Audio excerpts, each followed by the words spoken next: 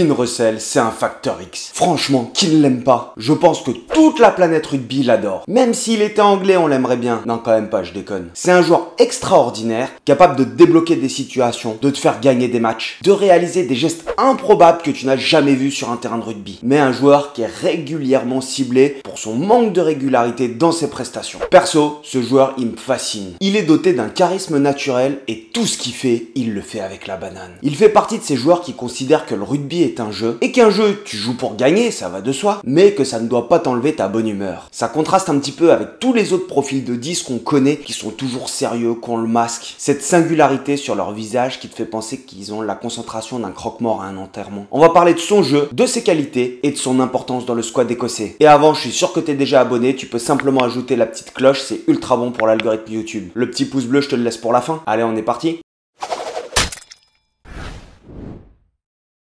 Finn Russell, il est né en 1992 dans la ville de Bridge of Allan. T'es à 20 km de la capitale Édimbourg et tu te dis quand même, ah c'est un peu différent de 20 km de la capitale en Ile-de-France. Si t'es à Paris et que tu fais 20 bornes, t'as pas le même cadre de vie. Après le lycée, il devient maçon pendant 3 ans. Pendant 3 ans, il va travailler en tant que maçon et jouer au rugby en parallèle. C'est quand même peu courant. Par rapport au profil du joueur, tu te dis qu'il portait des parpaings. Ça fait bizarre, non? Et peut-être que ça explique en partie son côté jeu pour le rugby et son côté peut-être un petit peu moins conventionnel, un petit peu moins professionnel. À l'heure actuelle, les joueurs de rugby qui ont travaillé, qui ont une activité professionnelle avant d'être joueurs de rugby, ça existe quasiment plus. Le rugby, il s'est professionnalisé et si tu veux arriver à très haut niveau, tu es quasiment obligé d'être en structure et de t'entraîner 5-6 fois par semaine, plus tes séances de musculation. Le rugby est ultra exigeant tactiquement, techniquement et l'évolution du jeu fait que tu ne peux pas travailler à côté si tu veux devenir professionnel. C'est très compliqué. Certains joueurs arrivent encore à faire des études en même temps, mais c'est de plus en plus rare. Donc pour moi, Finn Russell, il a cette double vision. D'un côté, il a les valeurs du travail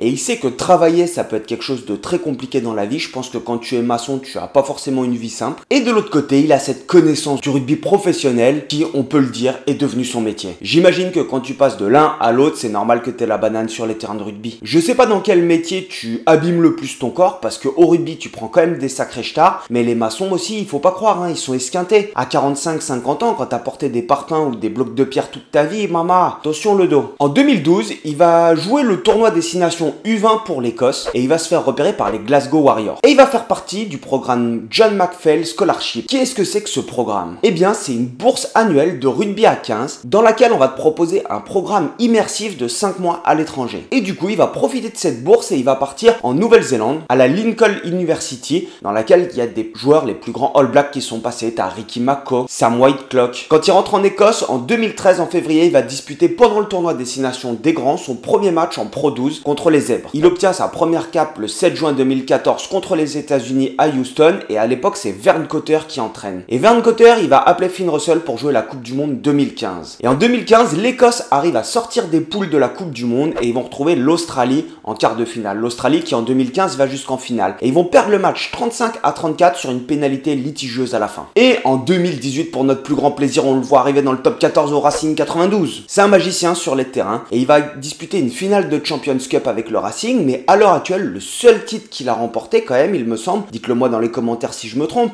mais c'est le seul titre qu'il a remporté, Finn Russell, c'est avec les Glasgow Warriors en 2015. C'est un joueur qui pour moi a des talents de magicien. Il a une dextérité impressionnante avec ses mains ou ses pieds. Ça dépend des joueurs et on va avoir le temps d'en parler. En quoi est-ce un atout incroyable pour un joueur d'avoir des mains et des pieds avec une dextérité magique? Premièrement, il fait peu de fautes de main. Quand tu es habile avec tes mains, tu n'as pas spécialement besoin de te concentrer sur le ballon qui va arriver, sur la manipulation du ballon, la tenue du ballon, sur la passe que tu vas effectuer. En fait, tu es plus en train de prendre des informations sur ce qui se passe au moment où tu vas recevoir le ballon. Tu maîtrises l'objet à la perfection. Les rebonds, la rotation, la texture, quand le ballon il est mouillé, quand le ballon il est sec, bref, je te fais pas de dessin. Et secondement, lorsque tu vas être au contact, si t'as pas un physique de déménageur au rugby, c'est plus compliqué de dominer les contacts. Ton objectif ne sera pas de dynamiter le joueur d'en face, mais plutôt de dynamiter l'intervalle pour réussir à ouvrir des brèches et gagner de l'espace pour tes partenaires, pour pouvoir mettre tes partenaires dans des situations confortables avec ces fameux offload. Bien sûr que la circulation de tes joueurs sur des phases offensives va te mettre dans des bonnes dispositions. Mais encore faut-il, quand ton ouvreur il attaque la ligne, s'il garde le ballon et qu'il attaque très fort la ligne,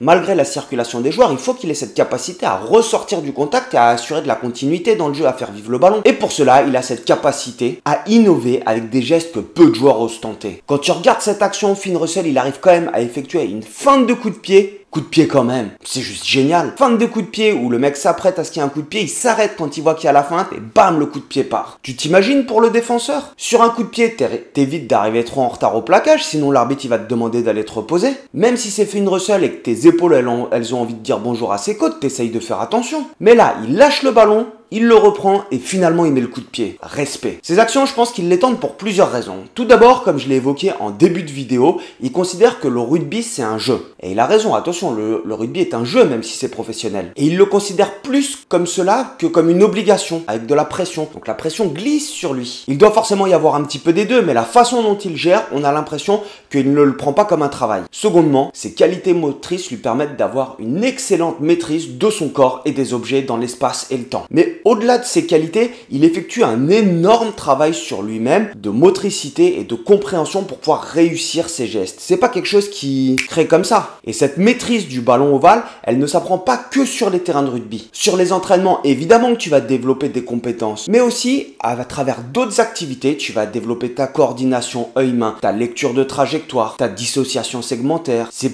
habilités que tu vas développer au-delà et qui vont faire de toi un joueur complet et un sportif accompli, pas que dans le rugby. Et ça, c'est à travers des exercices que tu peux faire aussi chez toi qui vont te permettre de développer au-delà de tes qualités rugbystiques. Le jonglage, c'est un excellent moyen de développer ses qualités. En fait, cette lecture de trajectoire et sa coordination œil-main, tu maîtrises plusieurs objets en même temps. Et oui, ça, tu le fais déjà peut-être dans tes exercices de rugby avec des skills je lève, je donne. Mais c'est des choses que tu peux faire chez toi, avec des objets de différentes tailles, différentes formes, différents poids. Et au bout d'un moment, les objets ne sont plus des problèmes. Et Finn Russell, tu sens qu'il aime ça, manipuler des objets, être dans le jeu, dans l'apprentissage moteur. Et il pratique de nombreuses activités comme manier du feu, des activités de cirque. Et ça participe à son développement moteur de manière générale. Un bon rugbyman, c'est un bon sportif qui a une bonne connaissance de son corps. Et bien lui, je pense qu'il a une parfaite connaissance de son corps. Quand on voit Finn Russell, on a l'impression de voir un ouvreur je m'en foutiste. Un mec qui presque n'en a rien à foutre du système de jeu et de la manière dont ça va jouer. Eh ben, je pense que c'est totalement faux. Décontracté, oui, il comprend parfaitement le jeu. Il connaît toutes les circulations et notamment dans le troisième rideau.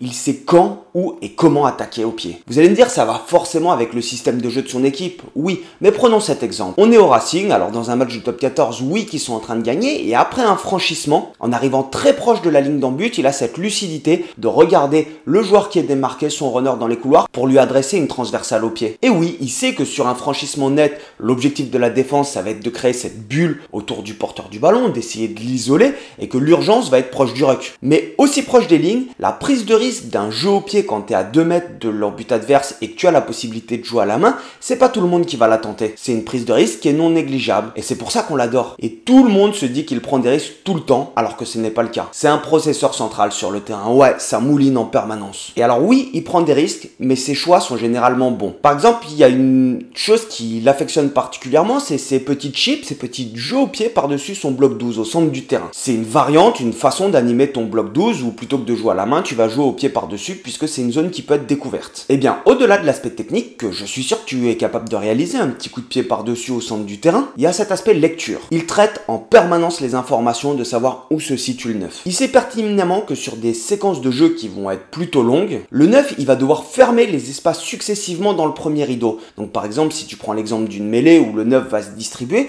sur le retour, il va généralement aller fermer par exemple le petit côté. Donc s'il est parti fermer le petit côté, tu sais que quand tu vas renverser le jeu, il n'aura pas le temps d'aller couvrir le second rideau derrière le bloc 12. Et forcément, plus les séquences sont longues, plus les joueurs perdent en lucidité. Et c'est pareil pour le neuf. Et il attend ce moment de rupture, d'inattention de la part du neuf adverse pour pouvoir attaquer cette zone. Et même Dupont, qui est un expert en la matière, il doit faire attention puisque lui aussi, Dupont, on le voit pas forcément, c'est un joueur qui est extraordinaire, mais par moment, il est capable de perdre sa lucidité puisque les séquences vont s'enchaîner et tu peux pas être partout. Le 9, c'est ce que j'explique dans une vidéo pour les membres, en fait, c'est un petit peu un libéro en fonction des zones du terrain.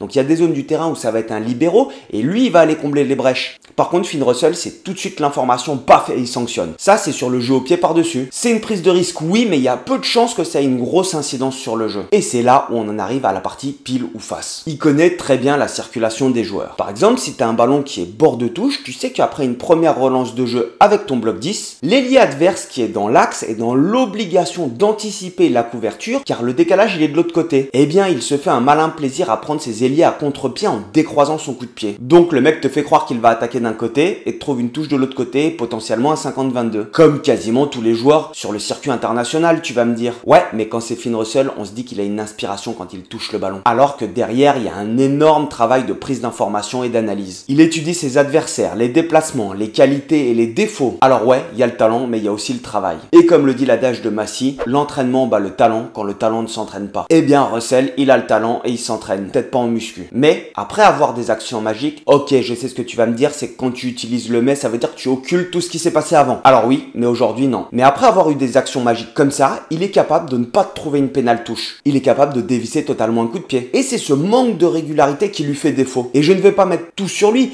mais là où une équipe internationale a besoin de régularité dans certains secteurs de jeu et à certains moments où il faut limiter les erreurs, il est capable de fautes techniques à des moments cruciaux. Et j'ai même envie de dire que son envie de jouer peut prendre le dessus par rapport à la rationalité de la situation. Je m'explique. Il arrive souvent que sur une situation, il y a un choix tactique à faire. Si ce choix tactique c'est le bon, tu peux le réaliser. Mais ça va dépendre de la physionomie du match. Imagine, tu as été dominé pendant 15 minutes où tu t'es fait casser la bouche devant et que tu n'es pas sorti de tes 22 mètres, tu as subi des séquences très longues. Tu récupères un ballon de contre-attaque. Le choix veut que tu fais 2 passes et derrière tu génères de l'avancée. Après ces 2 passes, tu as un potentiel, je sais pas, 4 contre 2 à jouer. Ça peut être la bonne solution. Tu as 2 joueurs qui se proposent à plat. Tu peux tenter une passe laser, mais si tu te fais intercepter, que tu repères la possession, est-ce qu'il vaut pas mieux à ce moment-là taper loin devant et sortir de cette pression? Tes mecs, tes avants, ça fait 15 minutes qu'ils sont en train de charbonner. Toi, tu le vis pas comme ça. Et même si le choix tactique est bon, stratégiquement, c'est bien d'avoir une autre option. Et ben, Finn Russell, on a l'impression qu'il veut jouer le choix gagnant à chaque fois et pas le choix rationnel. Et ça, c'est un état d'esprit qui me rappelle la vidéo de la Nouvelle-Zélande. Je sais pas si elle est encore sortie ou pas, ma vidéo sur comment battre la Nouvelle-Zélande. En tout cas, je te mets le lien si elle est sortie. La Nouvelle-Zélande aussi, ils jouent les choix gagnants en permanence. À la différence que la Nouvelle-Zélande, ils ont cette faculté de tuer les actions. Et peut-être parce qu'ils en ont sûrement plus les ressources et peut-être plus la mentalité que l'Écosse. Même si la mentalité de l'Écosse est en train de changer. Toujours est-il que ce côté de Finn Russell doit faire flipper ses supporters, ses partenaires et sûrement à des moments son entraîneur. Il joue le coup gagnant à chaque fois. Enfin, plutôt il jouait le coup gagnant à chaque fois. Et j'ai l'impression que le joueur, il a beaucoup évolué sur ce point-là. Il a toujours énormément de liberté puisque c'est le profil de ce joueur qui veut qu'on lui laisse des libertés, qu'on le laisse prendre des initiatives pour pouvoir animer autour de lui. Mais j'ai l'impression qu'il est plus sobre et réfléchi dans ses décisions. Et c'est peut-être dû à son passé parce qu'il n'a pas un passé tout plat avec la sélection écossaise. Sa relation avec le sélectionneur Gregor Townsend, elle a été assez tumultueuse. Tout a commencé en 2019, à la mi-temps d'un match contre l'Angleterre.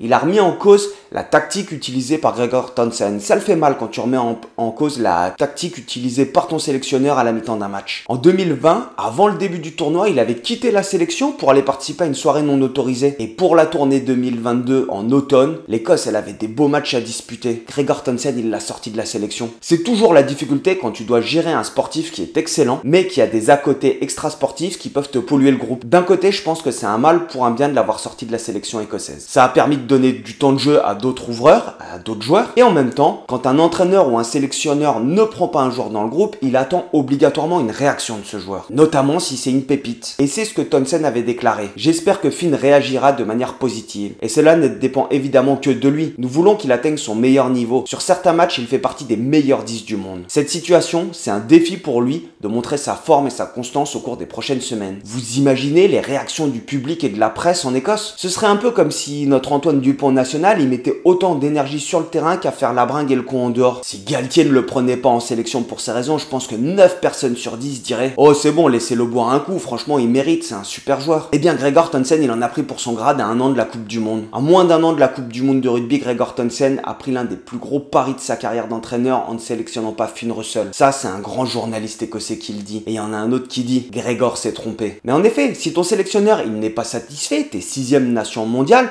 mais que lui, il œuvre pour sortir des poules de la Coupe du Monde, dans laquelle tu es quand même avec l'Irlande et l'Afrique du Sud, tu es obligé d'augmenter le niveau d'exigence. T'as intérêt à être performant là-dessus. Alors la gestion de Finn Russell à 1 an de la Coupe du Monde, ça a peut-être été un sujet chaud. À mon avis, ils ont traversé cette crise et maintenant la question c'est qu'est-ce qu'ils vont nous produire à la Coupe du Monde, l'Écosse. Et puis Finn Russell, il est plus tout jeune, c'est sa 3e et sûrement sa dernière Coupe du Monde. En tout cas, moi ça me fait rêver quand je le vois jouer. Tiens, dis-moi dans les commentaires si tu penses que Finn Russell, il aurait sa place dans l'équipe de France et si un profil de joueur comme ça, il mettrait pas un petit peu plus de piment dans une équipe comme l'Irlande ou l'Afrique du Sud. Un énorme merci pour tous ceux qui partagent, like et qui me soutiennent. Je vous le rappelle, si vous voulez lâcher un petit tips pour la vidéo parce qu'elle vous a plu, vous pouvez. Ça encourage et là j'augmente le rythme de production, ça prend énormément de temps et donc du coup ça nous permet de nous payer un petit peu avec mon monteur et moi. Et on se revoit bientôt au ski. Allez, topette!